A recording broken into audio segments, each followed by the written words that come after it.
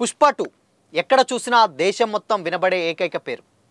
Icon star Allu Arjun Sukumar డైరెక్షన్లో వచ్చినటువంటి ఈ సినిమా ఇప్పుడు దేశవ్యాప్తంగా సింగిల్ స్క్రీన్లనే కాదు మల్టీప్లెక్స్లో కూడా ఎక్కడ చూసినా ఒకే సినిమాగా ఉంది. ఈవెన్ కన్నడ కానీ తెలుగు కానీ ఆల్ లాంగ్వేజెస్లో కానీ ఏ సినిమా కానీ ఎక్కడ రిలీజ్ కాలేదు. ఏకైక సినిమా పుష్ప 2 రిలీజ్ అవ్వడం జరిగింది. సో ఈ సినిమా మీద చాలా కలెక్షన్స్ అంటే పాజిటివ్తో పాటే నెగిటివ్ టాక్స్ కూడా రావడం జరుగుతుంది. వాటి గురించి అయితే డిస్కస్ చేసుకుందాం.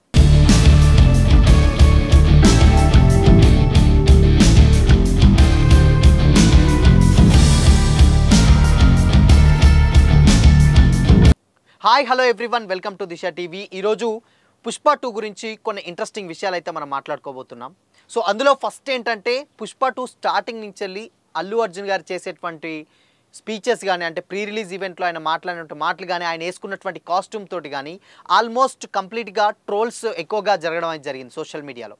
అయితే ఆ ట్రోల్స్ విషయం పక్కన పెడితే అంతకుముందే గతం నుంచి వాళ్ళకు ఉన్నటువంటి మెగా వర్సెస్ అల్లు అనే విషయాన్ని చాలామంది తెరపైకైతే తీసుకొచ్చారు. ఈవెన్ సోషల్ మీడియాలో కానీ న్యూస్ ఛానల్లో కానీ ఎక్కడ చూసినా గత వారం రోజుల నుంచి అదే పెద్ద ఎత్తున చర్చ జరుగుతుంది.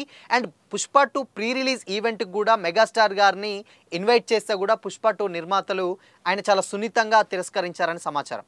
అయితే ఇందులో భాగంగానే పుష్ప 2 ఆల్రెడీ రిలీజ్ అయింది, మంచి టాక్ని అయితే రాబట్టింది, కలెక్షన్స్ కూడా అదే రేంజ్లో వస్తున్నాయి.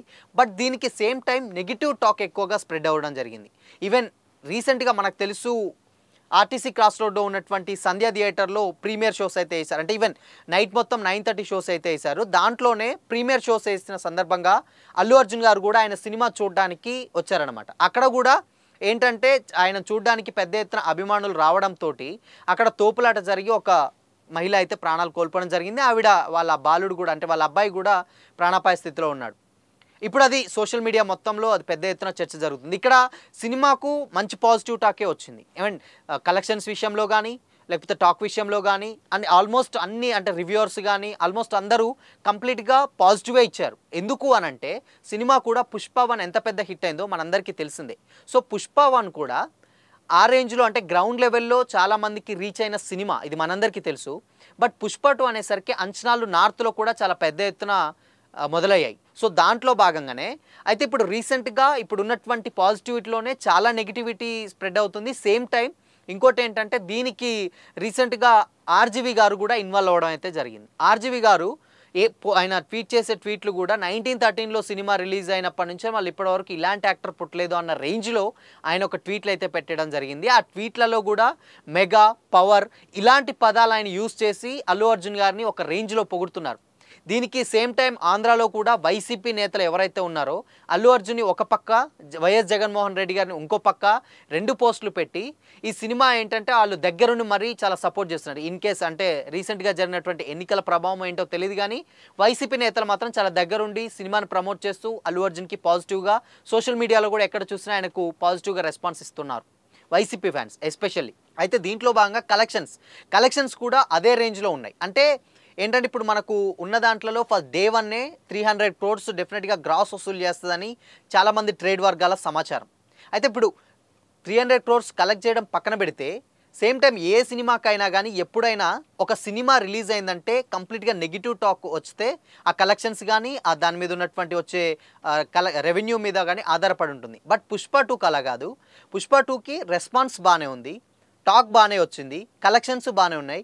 బట్ అయినా కానీ అల్లు అర్జున్ గారికి కొంచెం ఎందుకో నెగిటివిటీ ఎక్కువ స్ప్రెడ్ అయిందని చెప్పొచ్చు. ఈవెన్ ఆయన అంత అక్కడికి రావడం అంత పెద్ద అవసరం లేదు అని కొంతమంది అయితే అంటున్నారు. కొంతమంది తమ అభిమానుల దగ్గరికి ఆయన వెళ్ళాడు అని కొంతమంది అడుగుతున్నారు. అది వేరే విషయం. ఎప్పుడైనా కానీ ఒక సినిమా రిలీజ్ అయితే డెఫినెట్గా పాజిటివ్ ఆర్ నెగిటివ్ డెఫినెట్గా వీటి మీద రిజల్ట్స్ ఆధారపడి ఉంటాయి, కలెక్షన్స్ కూడా పడి ఉంటాయి. ఇంత పెద్ద సినిమా మైత్రి మూవీ మేకర్స్ వాళ్ళు చేసినా కానీ సినిమా సక్సెస్ అయినా కానీ ఆ సక్సెస్ని ఎంజాయ్ చేస్తున్నా కానీ ఇన్ కేస్ ఎక్కడో ఏంటంటే నెగిటివిటీ ట్రోల్స్ మాత్రం డెఫినెట్గా ఉంటున్నాయి. దీంట్లో భాగంగానే కొంతమంది మెగా ఫ్యాన్స్ ఎవరైతే ఉన్నారో ఈ సినిమాని చాలా వరకు బ్యాన్ చేయాలి, మనం వెళ్ళకూడదు అని చెప్పి కూడా కొంతమంది అయితే రావడం అయితే లేదు. అంటే ఏంటంటే కొంతమంది రాలేదు, కొంతమంది వద్దు అనుకొని ఉన్నారు. అండ్ చిరంజీవి గారు ప్రీ రిలీజ్ ఈవెంట్ రాకపోయేసరికి అది ఇంకా వాళ్ళ డౌట్ ఇంకెక్కువగా పెద్ద ఎత్తున అంటే అవును నిజమే ఏదో డెఫినెట్గా ఏదో ఇష్యూ ఉంది అనే రేంజ్లో వాళ్ళైతే అలానే సైలెంట్గా ఉండిపోయారు. బట్ ఎప్పుడైనా కానీ ఒక సినిమాకు టాక్ నెగిటివ్ వస్తే ఆ ప్రభావం సినిమా మీద పడుతుంది. బట్ పాజిటివ్ వస్తే ఎక్కడ పడదు. కానీ ఇక్కడ ఏంటంటే పాజిటివ్ వచ్చినా కానీ ఇప్పుడు జరిగినటువంటి మనం మాట్లాడుకున్నటువంటి విషయాలన్నీ కంప్లీట్‌గా ఏంటంటే ఒక్కో దానికి ఏదో కర్ణుడి చావుకి 100 కారణాలు ఏదో అన్నట్టు సినిమా ఎంత బాగున్నా గానీ రకరకాలమైన కారణాల వల్ల నెగటివిటీ అండ్ ట్రోల్స్‌కైతే ఎక్కువగా గురవుతుంది. సో, ఈ ట్రోల్స్‌ని దాటుకొని ఈ కలెక్షన్స్ ఆల్మోస్ట్ 300 క్రోర్స్ కూడా బానే వస్తున్నాయి.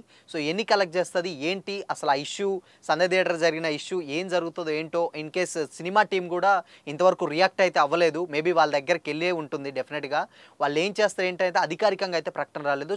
చూడాలి ఎంతవరకు ఈ ఇష్యూస్ ఇటు సేమ్ టైమ్ టికెట్ రేట్స్ పెంచారని చెప్పేసి దాంట్లోనూ విమర్శలున్నాయి. ఈ థియేటర్ దగ్గర incident and next mega versus Allu ఇవన్నీ కాంట్రోవర్సీల మధ్య ఒక సినిమా పాజిటివ్ టాకే ఉంది. బట్ ఇవన్నీ దాటుకొని ఎంతవరకు వెళ్తుంది? ఎలా వెళ్తుంది? సో, కలెక్షన్స్ ఏంటి అనేది వెయిట్ చేయాల్సిందే.